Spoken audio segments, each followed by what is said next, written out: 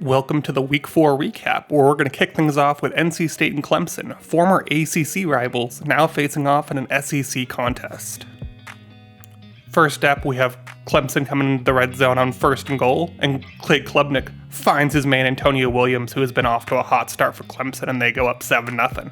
Next time we pick it up, it's near the end of the first quarter, 3rd and goal for Clemson. They look here, another play for Cade Klubnik.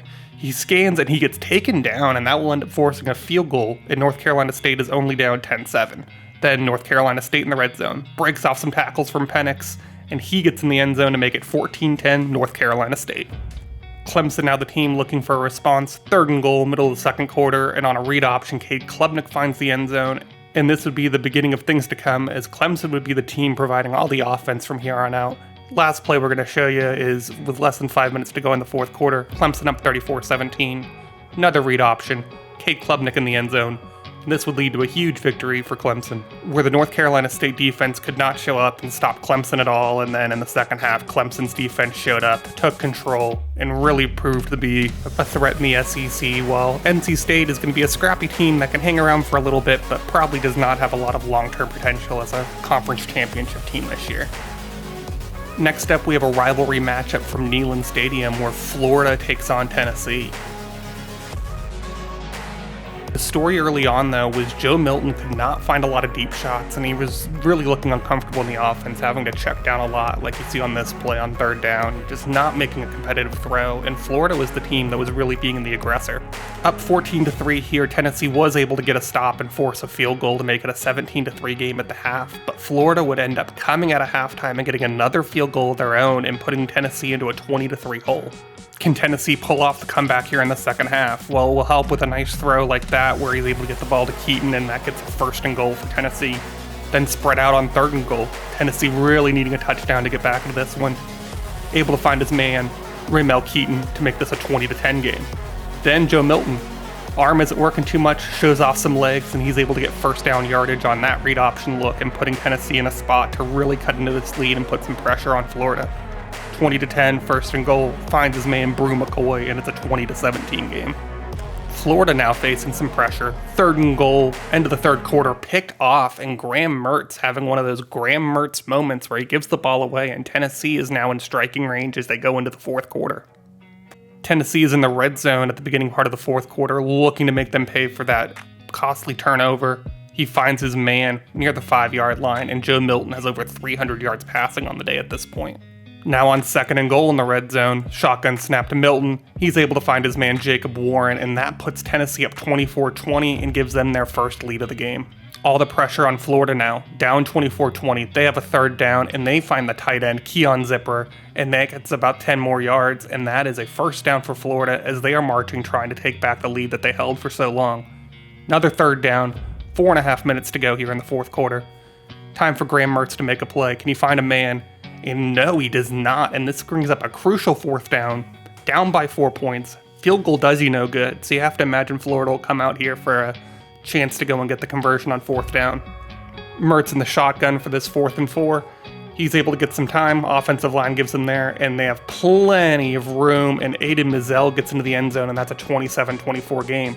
Quick 3 and out from Tennessee gives the ball back to Florida. They can really crunch them here, but it's Keon Zipper out of bounds. And that sets up a field goal to put them up 30-24, and ultimately Tennessee could get nothing going on offense after that point. After their touchdown early in the 4th quarter, it was a lot of 3 and outs, and Florida was able to capitalize and just really put their will on them, out-physicaled them, and was able to run the ball and ultimately wins this game 30-24, giving Tennessee another disappointing loss in the season, and it's not the magical season that they had last season. It looks like Cinderella's slipper is all on Graham Mertz this season in the Florida Gators, as they are playing a lot of close games, but very exciting games, and they're making for a very intriguing beginning of the college football season. Next, the Big 12 matchup of the week is the Huskers and the Sooners, with Oklahoma and Nebraska facing off at Memorial Stadium for the first time as Big 12 opponents in over a decade. A lot of questions coming into the season if this Oklahoma defense was going to be able to improve, and early on they were able to keep Nebraska from really converting and getting touchdowns as they were letting them into the red zone, but making a lot of plays. And then on the offensive end, Marcus Major was running hard and proving to be a real red zone weapon as they were up 14-6 at this point. Another 3rd and 3 for Nebraska.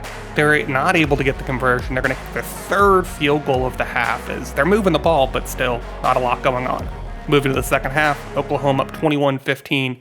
Another touchdown for Marcus Major as it moves to a 2-score lead at this point. The teams would go back and forth, and now Nebraska was able to get enough stops to get the ball back, only down 1 score, 42-36. It's a 3rd and 7, and they come up short again here, but this time they are not going to opt for a field goal. Less than 5 minutes to go. You have to be playing for a touchdown at this point. It's 4th and 2 for Jeff Sims and company. Spread out wide, fakes the handoff, it's a read option, and Jeff Sims runs hard, and that's a good 10 yards that help them get deep into the red zone and hopefully convert. Ensuing play is Josh Fleeks on the outside run, 7 yards into the house. Nebraska has their first lead of the game, and it's a 1-point game, 43-42. Oklahoma ensuing drive, 3rd and 10, Dylan Gabriel scanning, throwing deep, looking for his man, and it is tipped away by Miles Farmer, and Nebraska gets a big stop where they go and punt it away, and on their ensuing drive, they're running all over Oklahoma, trying to get that big conversion, and here Josh Fleeks finds the end zone again, and on the extra point that puts them up 50-42, Oklahoma desperate, they're going to need a touchdown and 2-point conversion. Time running out, 25 seconds to go, Oklahoma looking for a big play. Gabriel not able to find his man at the sidelines there. Lynham throws it down. Now it's Gabriel again, under 20 seconds to go. He finds Anthony for a huge conversion. That gives them a first down, and after the spike, it is 2nd and 10 for the Oklahoma offense. Looking to make something happen here, still needing that touchdown. Plenty of time. Ball knocked away. Javier Morton able to get his hand in there, and this forces a 3rd and 10 with 6 seconds to go. Does Oklahoma have time for 1 or 2 more plays? Big drop back, and he is brought down, and that will end the game for Nebraska. No timeouts left for Oklahoma. They get a huge victory in Matt Rule's opening season and a signature win that has the Husker fans incredibly happy, and this definitely gives them their first sign of promise in quite a long time. And now Oklahoma, a team that felt like they were snake-bitten all season, has to feel like this is just another case of not being able to convert in these close games, and you have to start asking some questions about Brent Venables. Is he here for the long haul, and is he going to be able to get Oklahoma back to that perennial power that they were under Bob Stoops?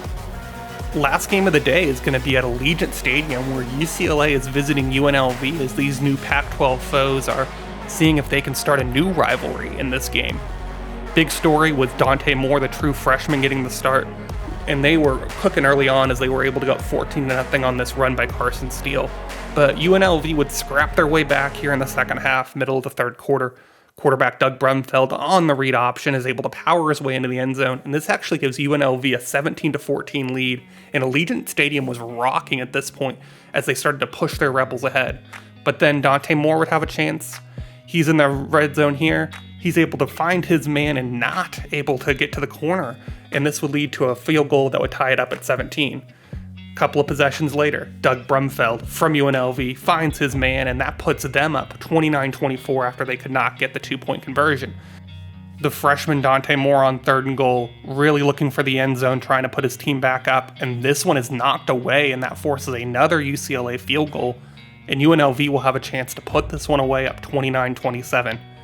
3rd and 5 on the ensuing drive, and the Brumfeld pass is knocked away by Ramsey, and this will get UCLA the ball back with a lot of pressure, but still some time and some timeouts to work with. 4th and 3 for UCLA. Pressure is already on early on in this drive with 1:20 to go, and they're just going to run the ball, power it forward with Carson Steele, who did not have the most efficient day, but he was able to get those tough yards for UCLA when they needed them. Another 4th and 2, right near midfield now, less than a minute to go. Dante Moore and company, let's just hand it off to Carson Steele, let him be that workhorse. He gets 8 yards, and they're still moving. 53 seconds to go. What does this UCLA offense have in them? The true freshman Dante Moore has a nice dot there to Logan Loya, and that's 18 yards, and they are right near the precipice of field goal range at this point. 3rd and 7 for the UCLA offense, and this screen pass is really snuffed out, and Carson Steele goes down and loses 4. Now it's 4th and 11. Game on the line, UCLA is going to go for it. They do not trust their kicker from this range. What does Dante Moore have in store?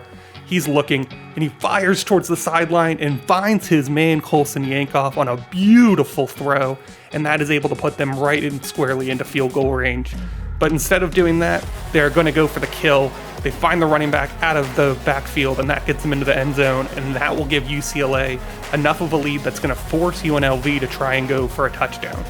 4 seconds to go, last play of the game. Doug Brumfeld, do they have any magic with 75 yards to go? The answer is no.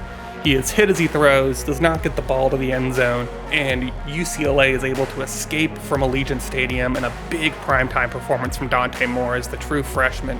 Still had some freshman moments, but ultimately has proven to be a pretty dang good starter already, and you know this offense is in good hands with Dante Moore.